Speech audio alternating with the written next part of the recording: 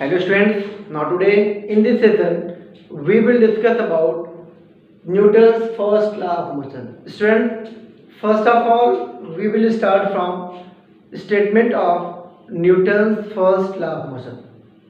According to Newton's first law of motion, if a body is in a state of rest, it will remain in the state of rest. मतलब body अगर rest में है तो वो rest में ही रहना चाहता है, ठीक है. And if it is in the state of motion, it will remain moving in the same direction with same speed unless an external force is applied on it.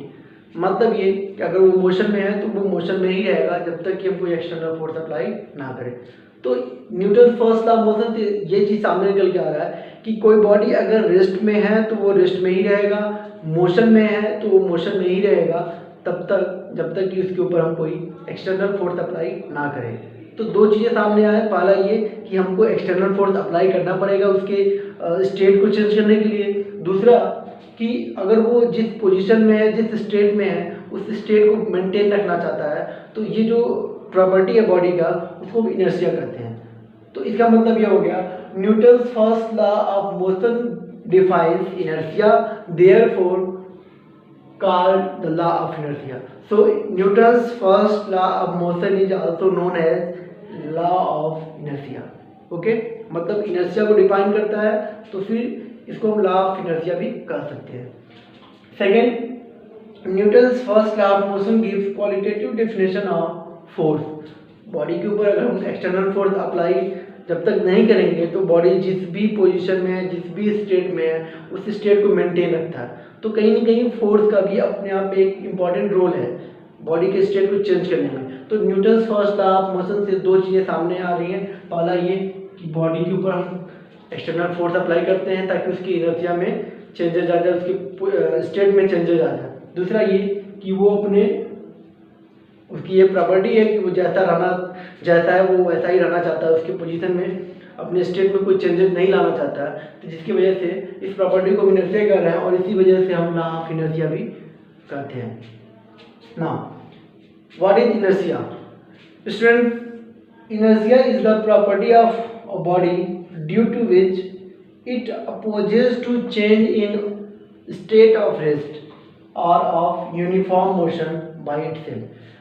Student, अगर हम बात करें कि कोई बॉडी रेस्ट में है तो या फिर वो मोशन में है तो उसके इस रेस्ट या मोशन को अपोज करने की बॉडी की जो प्रॉपर्टी है कि वो उसके मोशन को मोशन भी बनाए रखने देना चाहता है, या अगर वो स्टेट में है, रेस्ट पोजीशन में है तो वो रेस्ट में ही बॉडी को मेंटेन रखने चाहता है.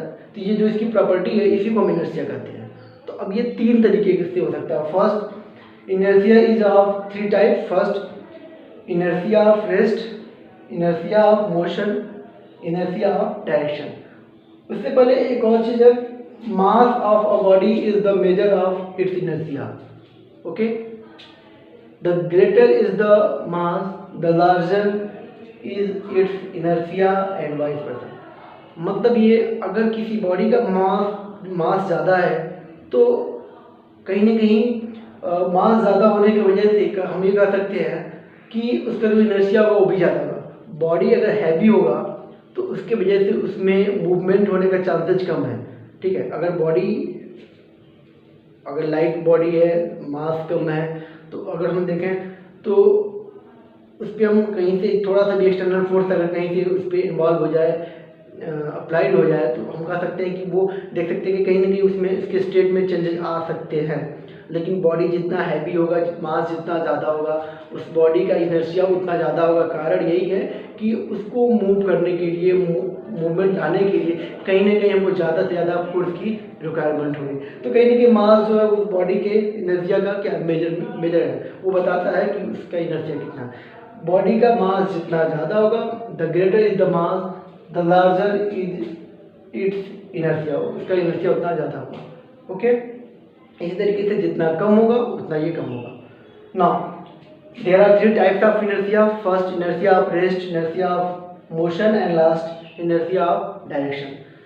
Student, inertia of rest, it is a property of a body by virtue of which a body remains in the state of rest until external force is applied on it. Body अगर rest में है तो body की वो property जिसकी वजह से वो उसको रेस्ट स्टेट में ही बनाए रखना चाहता है, उसके स्टेट को मेंटेन किए रखना चाहता है कि वो रेस्ट में तो रेस्ट में ही रहे। तो इसकी जो प्रॉपर्टी है इसको हम कह सकते हैं इनर्शिया ऑफ रेस्ट। अगर हम बात करें एक प्लेटफॉर्म पे, अगर हम किसी ट्रेन में अगर सपोज कीजिए कि अगर हम जाते हैं तो देखते हैं कि जैसे ही ट्रेन मूव करना शुरू करता है, उसके कंपार्टमेंट में हम जहाँ भी खड़े हैं, अगर ट्रेन जैसे स्टार्ट होता है, मूव करना स्टार्ट करता है, तो हमको एक पीछे की तरफ कुछ ऐसा फोर्स फील होता है, ऐसा लगता है जैसे कि हम पीछे की तरफ मूव कर रहे हैं। तो ये सिर्फ और सिर्फ इनर्शिया ऑफ रेस्ट की वजह से होता है। Next, inertia of motion. It is a property of a body by virtue of which it will remain in the state of motion until when some external force is applied on it।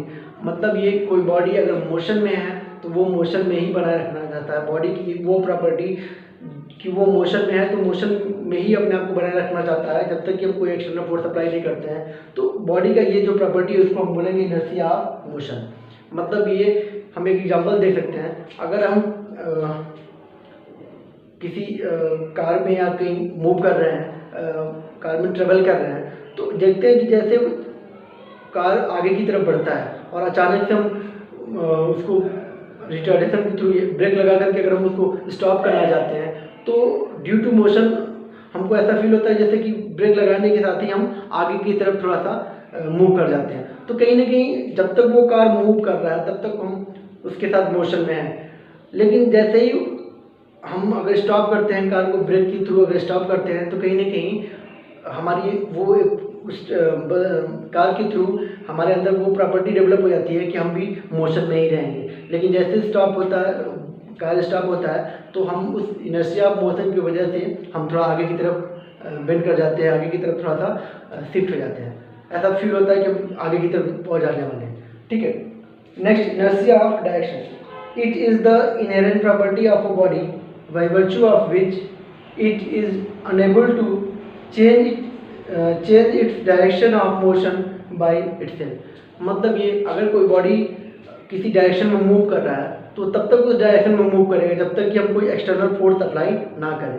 तो ये जो property है body की कि वो जिस direction में move कर रहा है उस डायरेक्शन में मूव करता चला जाता है, यही क्या है, इनर्शिया ऑफ डायरेक्शन है। और हम जब जैसे ही कोई एक्सटर्नल फोर्स अप्लाई करते हैं तो हम उसके डायरेक्शन को चेंज कर सकते हैं। जैसे कोई बैट्समैन अगर बैटिंग करता है तो बॉलर बॉलिंग करने के बाद जैसे बॉल आगे की तरफ बढ़ता है, बैट्समैन के पास आता है, अगर वो बिल्कुल बॉल को ड्रॉप कर दे तो कहीं ना कहीं हो सकता है कि विकेट कीपर के थ्रू मिस होने के बाद वो बॉल बिल्कुल सीधे निकल जाए, उसके डायरेक्शन में कोई चेंजेस ना हो। बट जैसे ही बैट्समैन बैट के थ्रू उस पर कोई एक्सटर्नल फोर्स अप्लाई करता है तो हम देखते हैं कि बॉडी के बॉल के जो डायरेक्शन होते हैं, जो डायरेक्शन है उसको बिल्कुल हम चेंज कर सकते हैं। तो वो प्रॉपर्टी जिसकी वजह से बॉल अगर अपना डायरेक्शन चेंज नहीं करना चाहता है, वो अप्रोच करता है, कहीं ना कहीं वो प्रॉपर्टी क्या है, इनर्शिया डायरेक्शन है। तो हम यहाँ से कितनी सारी चीज़ों में देख सकते हैं। Statement for Newton's first law of motion, we have information about inertia, definition of inertia, mass is measure of inertia, then kinds of inertia, inertia of rest, inertia of motion and inertia of direction with the help of some examples. Okay, thank you.